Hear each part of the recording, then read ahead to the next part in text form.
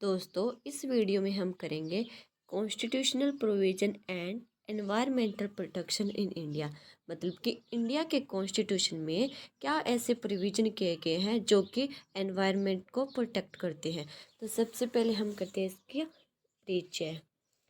पर्यावरण प्रदूषण की समस्या मानवीय कृत्यों का परिणाम है। मानवीय कृत्य विधि द्वारा नियंत्रित या विनियमित किए जाते हैं। पर्यावरण का संरक्षण विधि द्वारा काफ़ी हद तक किया जा सकता है क्योंकि लोगों में विधि या दंड का भय रहता है, जिस कारण भारत में पर्यावरण संरक्षण के लिए कई कानून बनाए हैं। वह संविधान में भी कई प्रावधान किए हैं। सर्वप्रथम भारत ने ही पर्यावरण संरक्षण के मुद्दे को संविधान में शामिल किया, जिसके बाद अनेक देशों ने इसकी सराहना की। कई देशों जैसे कि दक्षिण अफ्रीका वगैरह, इसमें क्या है, इसका अनुसरण भी किया गया। मतलब क्या है कि सबसे पहले इंडिया का ही कॉन्स्टिट्यूशन है जिसने कि एनवायरनमेंट को प्रोटेक्ट करने की बात कही है। इसके बाद भी जो इंडिया की को अनुसरण करके अनेक देशों में भी, जो अनेक देशों के कॉन्स्टिट्यूशन है उसमें भी ये प्रोविजन डाले गए हैं। इसके बाद हम करते हैं भारतीय संविधान और पर्यावरण।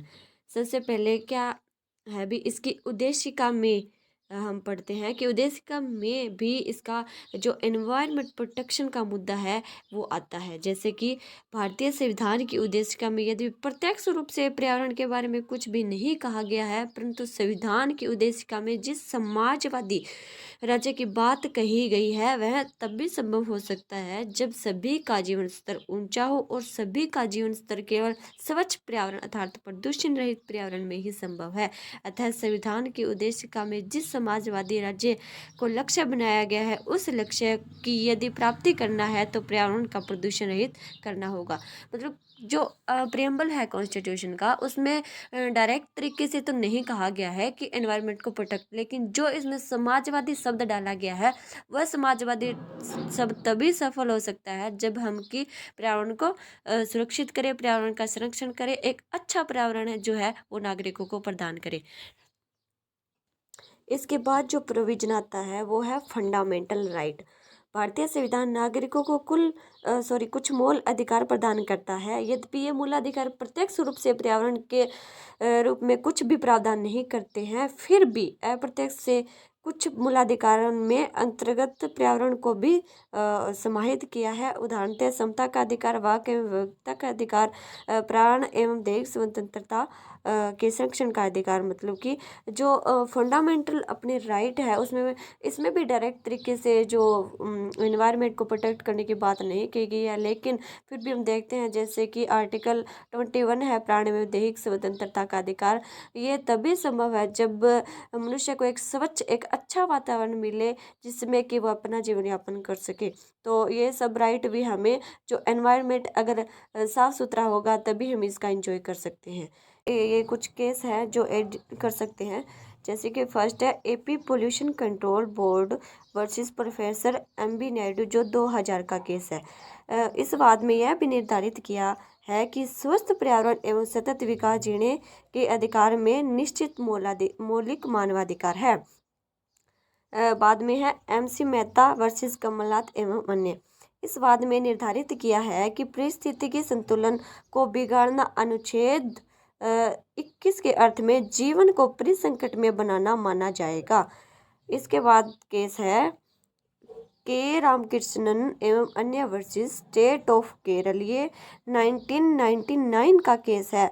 इस वाद में एक याचिका लगाई गई थी भी जो धूम्रपान न करने वाले व्यक्तियों को धूम्रपान से उत्पन्न होने वाले खतरों पर प्रकाश डालती है। मतलब भी जो ये स्मोकिंग वगैरह करते हैं पब्लिक प्लेस पे, उनको रोकने के लिए एक याचिका लगाई गई थी। तो इसमें कोर्ट ने डिसाइड किया था कि जो पब्लिक प्लेस पे जो भी धूम्रपान करेगा उसको दंडनीय माना जाएगा, और जो आर्टिकल अपना 21 है उसका क्या है, वोलेशन माना जाएगा। इसके बाद जो प्रोविजन आता है वह है पर्यावरण और राज्य के नीति निर्देशक तत्व। अनुच्छेद 47 व 48A। 42वें संविधान संशोधन से पूर्व संविधान में अनुच्छेद 47 ही एकमात्र ऐसा अनुच्छेद था जो पर्यावरण के बारे में प्रावधान करता था। अनुच्छेद 47 क्या कहता है कि राज्य अपने लोगों के पोषाहार स्तर और जीवन स्तर को ऊंचा करने और लोक स्वास्थ्य के सुधार की अपनी प्राथमिक कर्तव्यों के रूप में मानेगा और राज्य विशिष्ट या मादक पेय और स्वास्थ्य के लिए हानिकारक औषधियों प्रयोजनों से भिन्न उपभोग का प्रतिषेध करने का प्रयास करेगा। मतलब भी स्टेट है जो एनवायरनमेंट को प्रोटेक्ट करने के लिए आवश्यक कदम उठाएगा। इसमें भी आप एक केस डाल सकते हैं, जैसे कि बम्बई राज्य वर्सेस FN बालसर का केस है। ये 1951 का केस है। इस बाद में अनुच्छेद 47 को ध्यान में रखकर निर्धारित किया है कि बॉम्बे प्रोटेक्शन एक्ट के अधीन मदिरा के क्रय विक्रय उपयोग और कब्जे पर लगाया गया निर्बंधन अयुक्तियुक्त नहीं है, क्योंकि अनुच्छेद 47 राज्य को मादक पेय और हानिकारक औषधियों के उपयोग को रोकने का निर्देश देता है।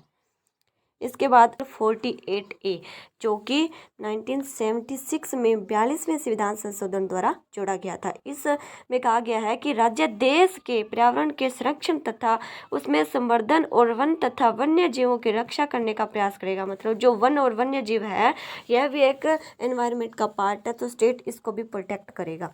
नेक्स्ट प्रोविजन है पर्यावरण एवं मूल कर्तव्य, फंडामेंटल ड्यूटी।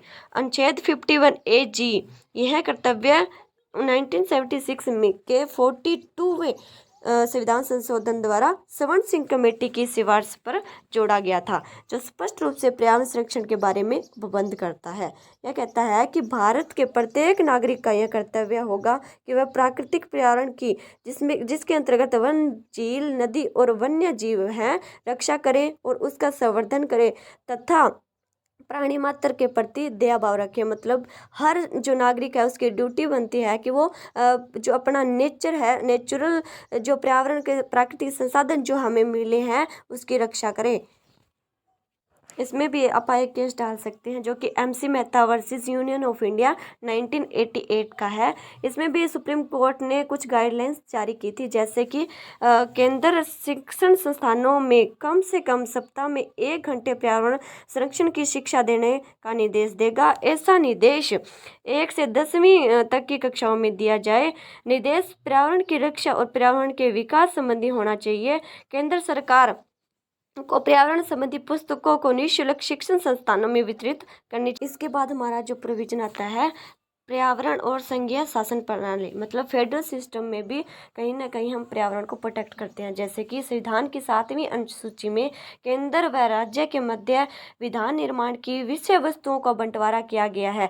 ये सूचियां हैं संघ सूची में 100 विषय, राज्य सूची में 61 विषय, समवर्ती सूची में 52 विषय। मतलब संघ सूची पर केंद्र कानून बनाएगा, राज्य सूची पर जो स्टेट है वो कानून बनाएगा और समवर्ती सूची पर स्टेट और सेंटर दोनों ही कानून बना सकती है। इन सूचियों में भी कुछ ऐसे विषय बताए गए हैं जो पर्यावरण संबंधी है, जैसे कि पशुओं के प्रति क्रूरता का निवारण, वन्य जीव जंतु और पक्षियों का संरक्षण, जनसंख्या नियंत्रण और परिवार नियोजन, कारखाने, खाद्य पदार्थों और अन्य माल का अपमिश्रण, रोगों का निवारण, मादक द्रव्य और विष संबंधी खानों का विनियमन और खनिजों का विकास, पशुधन का परिरक्षण एवं जीव जंतुओं के रोगों का निवारण, लोक स्वास्थ्य और स्वच्छता, उद्योग संबंधी, तेल क्षेत्र, खनिज तेल और खतरनाक रूप में ज्वलनशील पदार्थ, अंतर्राज्यीय नदियों और नदी घाटियों का विकास, अंतर्राष्ट्रीय सम्मेलनों में भाग लेना। ये कुछ एक विषय है जो कि हमारे पर्यावरण को प्रोटेक्ट करते हैं, पर्यावरण से रिलेटेड है। इसके बाद हमारा प्रोविजन आता है पर्यावरण और भारत की अंतर्राष्ट्रीय संधियों को लागू करने की बाध्यता, आर्टिकल 51C।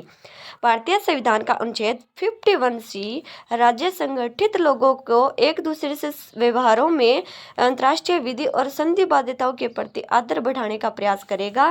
भारत ने अंतर्राष्ट्रीय स्तर पर पर्यावरण से संबंधित अनेक संधियों एवं करारों पर हस्ताक्षर किया है, जैसे स्टॉकहोम संपन्न संयुक्त राष्ट्र मानव पर्यावरण सम्मेलन 1972, रियो डी जेनेरियो 1992, जलवायु अभिसम्मेलन न्यूयॉर्क 1992 एक्सेट्रा।